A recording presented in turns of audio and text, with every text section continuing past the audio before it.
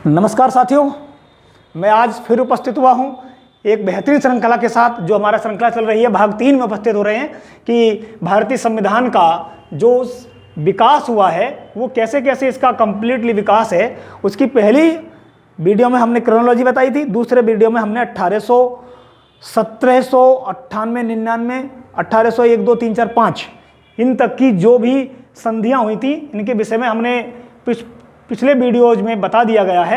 अब आपको मैं बहुत जल्द ले चलता हूं। चलिए 1813 की देखो, ये हमने संधियों के बारे में अभी सबसे पहले चर्चा की थी।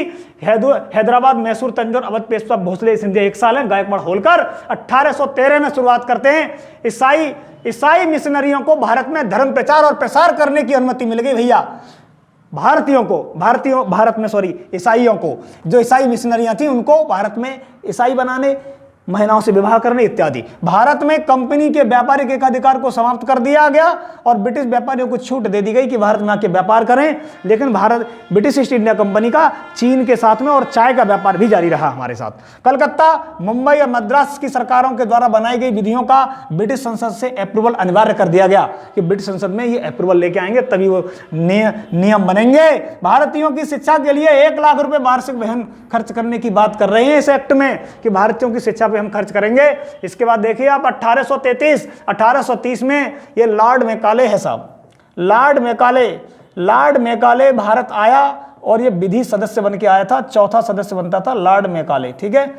विधि सदस्य बन के आया। बंगाल के गवर्नर जनरल के पद को समाप्त करके भारत का गवर्नर जनरल बना दिया जाए। कौन बने थे?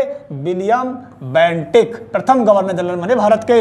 इसी पद में नागरिक और सैन्य शक्तियां निहित कर दी गई और गवर्नर जनरल की कार्यकारिणी परिषद में चौथा विधि सदस्य के रूप में लॉर्ड मैकाले आया। बता ही रहा हूं, भारतीयों की शिक्षा पर यह 10 लाख रुपए खर्च करने की बात करते हैं, ठीक है, लेकिन किया ही नहीं। पहले वाले एक्ट में 13 वाले में 1 लाख की बात कर रहे थे, अब 10 लाख करने लगे प्रतिवर्ष, ठीक है। अब किया ही नहीं। क्या किया? विवाद और कर दिया। भारतीयों को अंग्रेजी सिखाने की बात कर दी, भारतीयों की शिक्षा में हस्तक्षेप कर दिया। प्राच्य पाश्चात्य विवाद हुआ जिसका परिणाम में यह निकला था कि 0 से 5 यानी प्राथमिक स्तर पे मातृभाषा या अंग्रेजी ले सकते हैं या कोई अन्य भाषा। 6 से 10 तक, है ना, क्या दे दिया गया कि 50-50 अंग्रेजी चाहो तो पढ़ लो और आपको एक विषय के रूप में विकल्प रूप में रहेगी। और इसके बाद ग्रेजुएशन स्तर पे अनिवार्य कर दी गई अंग्रेजी।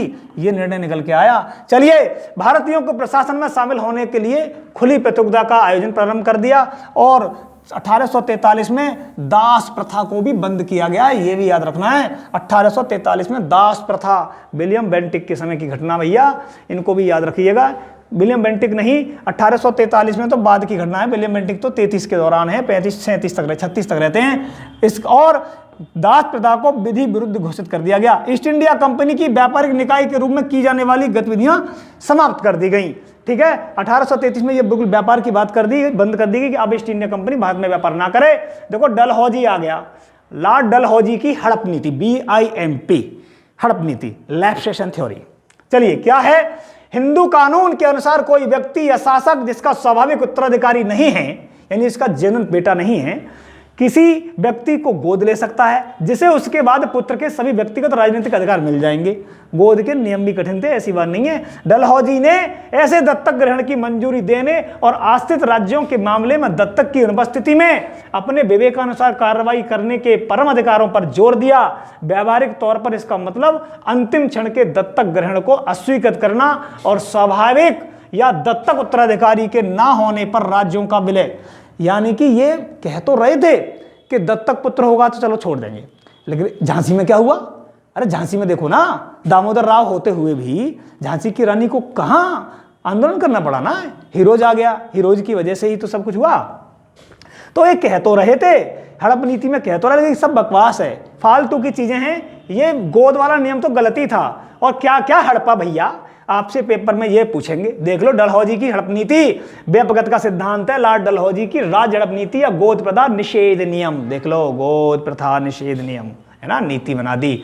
सतारा, जयपुर, संबलपुर, बघाट, उदयपुर, झांसी, नागपुर, करौली, अवध। क्रम से याद कर लेना, अब ना बताऊंगा। बोलूं क्या? सतारा, जयपुर, संबलपुर, बघाट, करौली, उदयपुर, झांसी, नागपुर और अवध, ठीक है, ये याद रखिएगा भैया, हर हर हाल में याद रखना है आपको, ये क्रम से याद कर लो। सतारा, जयपुर, संबलपुर, बघाट, उदयपुर, झांसी, नागपुर और करौली, अवध, ये क्रम से है। 48, 49, 50, 52, 53, 54, 55, 56, ठीक है। डलहौजी का काल है, 56 लास्ट है। ये ऐसे हड़पे गए थे इनको। सतारा और देखो झांसी का तो आपको खूब पता होगा, झांसी का अवध का पता होगा, बिरजिस कादिर की घटना है ना। झांसी की रानी लक्ष्मीबाई ये वाजिद अली शाह के बेटे हैं, बेगम हजरत महल के भी बेटे माने गए। 1853 का चार्टर एक्ट आया और विधायी कार्यों को प्रशासनिक कार्यों से अलग कर दिया गया। सिविल सेवकों के चयन हेतु खुली प्रतियोगिता का आयोजन, BIMP। अरे मेरे सिविल सेवकों, याद रख लो कब शुरुआत की गई थी, ये 3 स्टार लगा दिया मैंने। और पहली बार भारतीय केंद्रीय विधान परिषद में स्थायी प्रतिनिधि को बनाना प्रारंभ कर दिया और बंगाल की प्रशासनिक कार्यों के लिए अलग से लेफ्टिनेंट गवर्नर नियुक्त कर दिया, प्रशासनिक कार्य देखने के लिए। याद रखिए 1853 का ये घटना है, 1853 का चार्टर एक्ट है। दोबारा देखते हैं।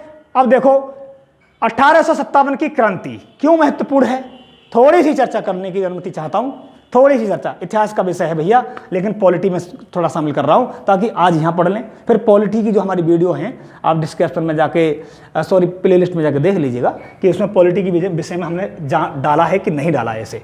तो क्या है देखते हैं एक बार, क्या है। बैरकपुर से मंगल पांडे ही जड़ है सबसे मेन। तो मंगल पांडे ने जो चर्बी भरे कारतूस बोला गया कि उनको बताया गया कि भाई चर्बी के कारतूस आपको मुंह से खोलने के लिए बोला जा रहा है, जिसमें गाय और सूअर की चर्बी है। गाय इसलिए क्योंकि हिंदुओं का पवित्र पशु है, पवित्र पालतू पशु है, और सूअर एक गंदा जीव मानते हैं मुस्लिम धर्म में, इस्लाम धर्म में। तो उसको दृष्टिगत रखते हुए ही यह अफवाह फैला दी गई, या सत्य भी हो सकता है कि मंगल पांडे उससे भड़क गए और उन्होंने जनरल बो की हत्या कर दी और उन्हें फांसी दे दी गई भैया 5 अप्रैल के माह में, और पूरे देश में हड़कंप मच गया। हालांकि क्रांति का जो बिगुल छेड़ा गया था कि मई में 18, 20, 21 मई को शुरुआत करेंगे, लेकिन उससे पहले ही सब कुछ हो गया। क्या हुआ, अरे 10 मई को मेरठ में कदम सिंह ने ये शुरुआत कर दी। कदम सिंह लेकर के चल पड़े अपनी सेना को और दिल्ली की तरफ बढ़े और निकलसन हडसन के सामने भिड़ गए, है ना, और मार के गिरा दिया और वह पूरा शोर मच गया। और दिल्ली के दिल्ली पर बहादुर शाह जफर को शासक घोषित कर दिया और क्रांति का नेता भी घोषित कर दिया। बख्त खां को भी सेनापति बनाया गया। कानपुर से नाना साहब, है ना, इनकी पेंशन बंद कर दी गई थी। लखनऊ की बेगम हजरत महल इनके बेटे की वजह से के अयोग्य बेटा घोषित करके इनको भी सत्ता नहीं दी जा रही थी। झांसी दामोदर राव के होते हुए भी यह कह दिया गया था कि आप पे संतान ही नहीं है। इलाहाबाद से लियाकत अली, इनके सामने कौन था बताइए, कर्नल नील। जगदीशपुर से जगदीश कुमार सिंह, कौन था, विलियम टेलर। बरेली से खान बहादुर खां, ग्वालियर से तात्या टोपे, फतेहपुर से मौलवी अहमदुल्ला, इन पे तो इनाम है भैया, ये बहुत बड़े योद्धा हैं। संबलपुर से सुरेंद्र साई, मथुरा से देवीदास, कोटा से मेजर बर्टन और आउवा से कुशाल सिंह। ये राजस्थान के बता रहा हूं, ठीक है। ये बहुत बेहतरीन पिक है, आपको जरूर समझना चाहिए, ठीक है। अब आगे 1858 के परिषद हमारा अंतिम आज का है। 1858 का परिषद अधिनियम में आया। देखो ये भारत परिषद अधिनियम इस प्रकार का अधिनियम है, ये क्रांति के तुरंत बाद में लाना पड़ा। क्यों? क्योंकि क्रांति में भारतीय हारे जरूर थे, लेकिन एक अच्छी सम्मानजनक स्थिति से हम लोगों की पराजय हुई, असफल क्रांति रही, लेकिन अंग्रेजों की भी जान गले तक आ गई थी। ये मत समझिएगा आप। कैसे?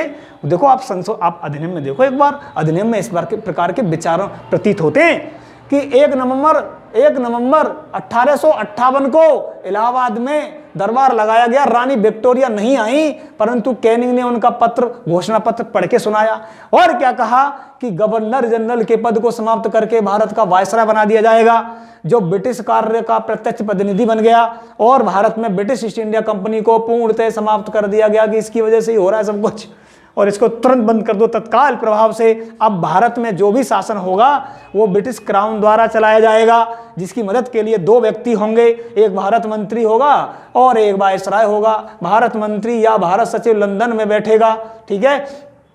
भारत में बीओसी और बीओडी को समाप्त करके द्वैध शासन प्रणाली समाप्त कर दी गई। पेपर में पूछेंगे भैया, मोस्ट है मोस्ट।